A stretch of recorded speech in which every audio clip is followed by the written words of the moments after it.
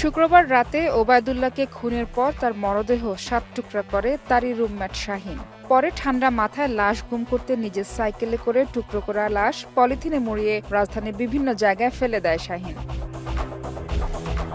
শনিবার সকালে রাজধানীর বিভিন্ন জায়গা থেকে খণ্ডিত ওবায়দুল্লাহর হাত পা উদ্ধার করে পুলিশ। পরে তদন্তে নেমে সিসিটিভি ফুটেজ বিশ্লেষণ করে ওবায়দুল্লাহর রুমমেট শাহীনকে তার কর্মস্থল থেকে গ্রেপ্তার করে পুলিশ। স্বীকারোক্তিতে শাহীন জানায়, অনৈতিক প্রস্তাব ও কথা কাটাকাটির জেরে ক্ষোভ ও রাগ থেকেই ওবায়দুল্লাহকে চাপাতি দিয়ে কুপিয়ে হত্যা করে সে।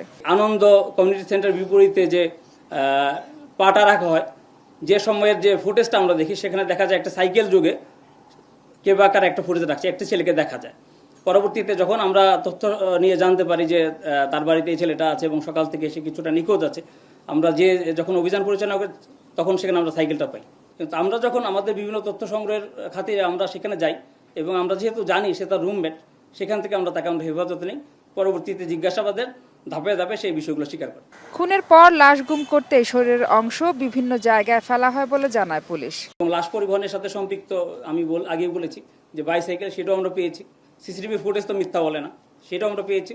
আবার যে সিএনজিতে করে সে লাশটা নিয়ে এত দূরে ফেলেছে খণ্ডিত অংশ, সেই সিএনজি ড্রাইভারও তাকে শনাক্ত করেছে। হত্যায় ব্যবহৃত চাপাতি ও শাহীনের বাইসাইকেল জব্দ করেছে পুলিশ। তবে খণ্ডিত 7 টুকরোর মধ্যে এখনো একটি অংশ উদ্ধার হয়নি। তিনি ওবায়দুল্লাহ, তিনি হচ্ছে হোমিও দোকানের কর্মচারী। মাহফুজা বৃষ্টি, এখন ঢাকা। সংগঠিত করেছেন তিনি কিন্তু।